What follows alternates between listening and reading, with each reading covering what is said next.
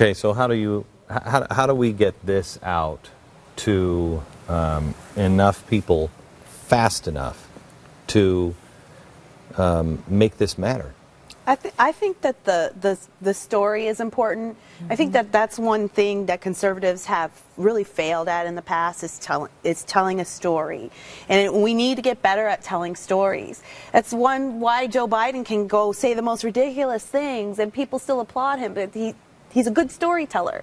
And I think one of the stories that we need to be bringing back to our communities, our family, our friends, and what we do in our social media lives is reminding black folks, look, we are inherently distrustful of government. We always have been. We should be. We have good reason to be. We're distrustful of police.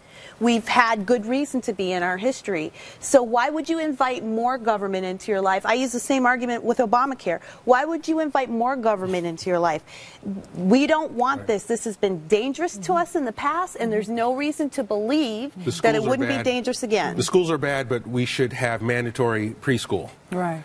So they can get started earlier. But it works for some reason. No. Well, not necessarily. Go ahead. Well, what I was going to say is that the problem that we have to realize is that we are also fighting what I believe is a social agenda that crosses color lines. Eric Holder talked about making guns like cigarettes, where you're going to put them off in the corner. And this is similar to what happened to my son at El Camino Real, is that here is this idea that to own guns, to want to own a gun, to like guns makes you bad, crazy, suspect. We had better do a background check on you because there's got to be something wrong with you if you want a gun.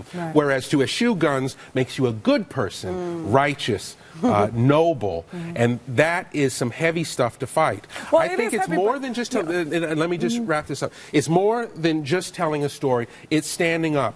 It's saying enough is enough, and it's loud action in the same type of intense protest that was brought against other injustice has to happen here. It can't just be. That's what we're doing. That's why Cure came out with the ad, and I've got a lot of pushback on it. It's very provocative. It's reminding us of a time in history that people don't want to talk about. But the KKK, 6 million people thought it was a whole country. It was 5% of the country. 100 million people sat quietly while they wreaked havoc over one little small part of our society. 3,000 lynchings in a very short period of time. We are never going to let this happen again. So Cure is pushing in. We are pushing in. We're going to make sure that every black understands their history in two places. Number one, guns. You've got to have this Second Amendment right. You've got to protect it, and then you've got to participate in it. But number two, you need to know the history of these parties, because I'm telling you, they are putting in control people who have used the same agenda throughout their history.